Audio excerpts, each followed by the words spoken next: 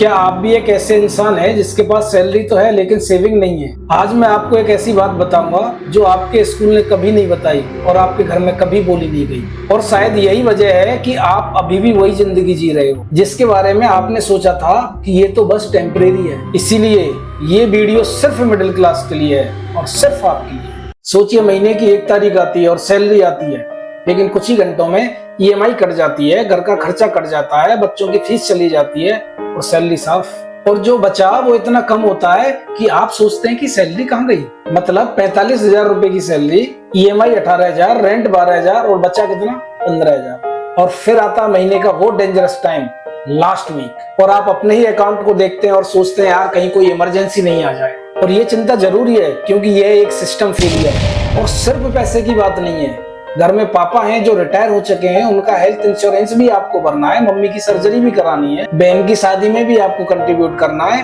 और यदि आपका बच्चा प्राइवेट स्कूल में पढ़ रहा है तो हर साल 10 से 15% फीस बढ़ जाती है। आप समझ रहे हो ना मिडिल क्लास का दर्द। सबकी जिम्मेदारी है लेकिन अपने सपने बाद में।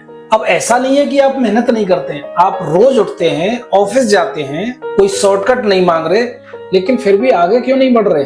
चलो असली गेम को समझते हैं। मिथ नंबर 1, ज्यादा कमाएंगे तो ज्यादा बचेगा। पहली बड़ी गलत सोच सुनिए। लोग सोचते हैं जब सैलरी बढ़ेगी तो मैं सेविंग करूंगा। चलो मैं कुछ आपको बताता हूँ। एक स्टडी के मुताबिक यदि आपकी सैलरी 30% बढ़ती है तो आपके खर्चे 28% बढ़ जाते हैं, क्योंकि जैसे पैसे बढ़ते हैं वैसे ही विश लिस्ट भी बढ़ जाती है। जैसे कि पहले एक्टिवा पर चलते थे, अब अपने को कार चाहिए। पहले लोकल में चलते थे, अब अपने को ओला प्राइम चाहिए। और ये अपग्रेड नहीं, ये ट्रैप है। मिथ नंबर 2, FD में रखेंगे तो सेफ रहेगा। आपके पापा ने कहा होगा कि बेटा FD करवा दो, सेफ है, गारंटीड रिटर्न है। सच में?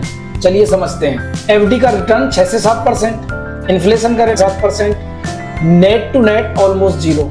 मतलब आप पैसे बना रहे हैं लेकिन आपकी परचेजिंग पावर वहीं के वहीं रखी है, और कुछ केसेस में तो नेगेटिव। तो इसका मतलब सेफ्टी नहीं, स्लो पॉइजन है। मिथ नंबर 3, इन्वेस्टमेंट रिस्की होता है, हम मिडिल क्लास लोगों के लिए नहीं है। तो भैया ये सबसे डेंजरस मिथ है, क्योंकि इन्वेस्टमेंट रिस्की होता है ये सच है, लेकिन क्या आप जानते हैं कि क्या ज्यादा रिस्की है? वर्ल्ड में कितने लोग रोड एक्सीडेंट में मरते हैं, तो क्या लोग रोड पे निकलना छोड़ देते हैं? तो इसका मतलब क्या इन्वेस्ट ना करें? अगर आप इन्वेस्ट नहीं कर रहे हो तो आप गारंटी से पीछे हो। चलो कुछ नंबर देता हूं मैं आपको। 5,000 पर मंथ की SIP, 20 साल 12% CAGR से लगभग 50 लाख रुपए। और FD 5,000 पर मंथ 20 साल के लिए 6.5% CAGR से लगभग 26 लाख रुपए। नेट टू नेट करीब 23-24 लाख रुपए का डिफरेंस। और ये तो सिर्फ 5,000 रुपए महीने का नंबर है।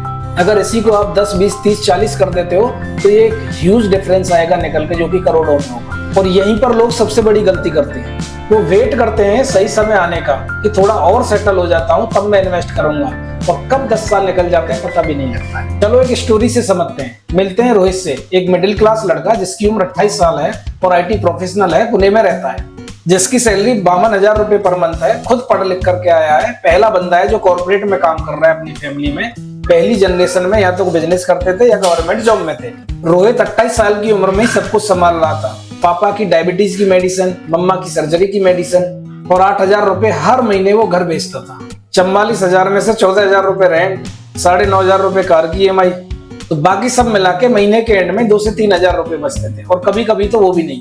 अब भाई को इज्जत भी चाहिए, सपने भी बड़े हैं, घर भी बनाना है, लेकिन पैसे नहीं है। फिर एक दिन कॉलेज के फ्रेंड ने व्हाट्सएप पर उसको एक वीडियो भेजा, और उस वीडियो ने उसको बताया कि वेल्थ बनाना कोई रॉकेट साइंस नहीं है, एक सिस्टम चाहिए, एक सही सिस्टम। मतलब एक वीडियो, एक डिसीजन और एक बदलाव। और रोहित ने उस दिन डिसाइड किया कि पहले इन्वेस्ट करूंगा फिर खर्चूंगा। सिर्फ 3,000 रुपए पर मंथ से उसने स्टार्ट किया, और 3 साल बाद यानी आज 12,000 रुपए पर मंथ की SIP है, और 1 साल के खर्चों के बराबर उसके पास में इमरजेंसी फंड है, और उसने पहली बार फाइनेंशियली सेफ फील किया। मतलब 3,000 से स्टार्ट किया और 3 साल में एक नया रोहित निकल के आया। अब मैं आपको वही सिस्टम बताने जा रहा हूं जो रोहित ने फॉलो किया। ये वेल्थ सिस्टम है जिसके अंदर 5 स्टेप है। स्टेप नंबर 1, पहले खुद को पैसा दो, पे योरसेल्फ फर्स्ट। सैलरी आते ही सबसे पहले इन्वेस्ट करो, खर्चों के बाद नहीं। पहले एक SIP सेट करो, चाहे 500 रुपए महीने की सेट करो, और उसे ऑटो मोड में डालो ताकि मन के अंदर फाइट ही नहीं रहे कि इन्वेस्ट करना है कि नहीं करना। तो मिनिमम अमाउंट 500 रुपए per month. Invest today. Step number 2, 5-30-20 rule. अपनी सैलरी को 3 हिस्सों में बांट दो। 50% जरूरत के लिए, रेंट, EMI, बिल। 30% अपनी खुशी के लिए, आउटेज, इंटरटेनमेंट, गैजेट्स। और 20% फ्यूचर के लिए, इन्वेस्ट इमरजेंसी फंड। शुरुआत में थोड़ा मुश्किल लगेगा 20% निकालना, तो 10% से स्टार्ट कर सकते हैं, लेकिन start today. Step number 3, emergency fund पहले, बाकी सब बाद में। इन्वेस्टमेंट से पहले एक इमरजेंसी फंड बनाओ 3 से 6 महीने के खर्चों के बराबर, और ये लिक्विड होना चाहिए। या तो FD में होना चाहिए या लिक्विड फंड में होना चाहिए, जहां से इंस्टेंट भी निकल सके, क्योंकि जब इमरजेंसी आती है और जरूरत पड़ती है तब आपको ये पैसा काम आएगा, जिससे कि आपको अपना इन्वेस्टमेंट तोड़ना ना पड़े। और step number 4, mutual fund, middle class का बेस्ट फ्रेंड। स्टॉक मार्केट से डर लगता है, सही बात है, डायरेक्टली मत जाइए। म्यूचुअल फंड में SIP शुरू करो। 500 रुपए पर महीने से SIP स्टार्ट हो सकती है, और पावर ऑफ कंपाउंडिंग आपकी नींद की तरह काम करती है, साइलेंटली, सालों साल। स्टेप नंबर 5, इंश्योरेंस पहले, इन्वेस्टमेंट बाद में। और एक चीज जो सबसे ज्यादा मिस करते हैं लोग, टर्म इंश्योरेंस। सोचिए, आप घर में अकेले कमाने वाले हो और आपका एक एक्सीडेंट या एक बीमारी सब कुछ तबाह कर सकती है। 1 करोड़ का टर्म इंश्योरेंस लगभग 1000 रुपए महीने में 30 साल की उम्र में मिल जाता है, और ये सबसे जरूरी और सबसे सस्ता इन्वेस्टमेंट है। तो टर्म इंश्योरेंस नॉन नेगोशिएबल।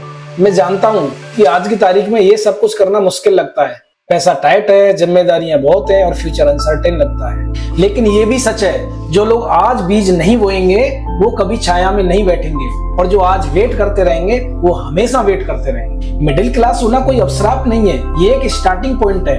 और आप जो ये लोग वीडियो देख रहे हैं, आप ऑलरेडी उन लोगों से आगे हो जो इसके बारे में सोचते तक नहीं है। तो पहला कदम मुश्किल होता है, लेकिन सबसे जरूरी भी पहला ही कदम होता है। रोहित ने 3000 रुपए पर मंथ से स्टार्ट किया था, लेकिन आपको तो 3000 भी नहीं चाहिए। एक SIP, एक डिसीजन, आज और अभी।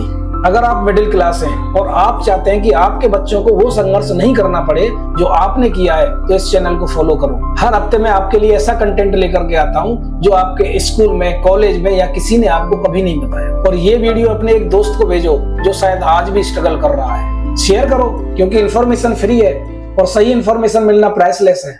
और हाँ, आपका एक शेयर किसी की जिंदगी बदल सकता है। कमेंट में लिखना, मैं आज से स्टार्ट करता हूँ या करती हूँ। ये एक छोटा सा स्टेप है और शायद सबसे बड़ा स्टेप है आपकी लाइफ का। मिलते हैं अगली वीडियो में। जय हिंद।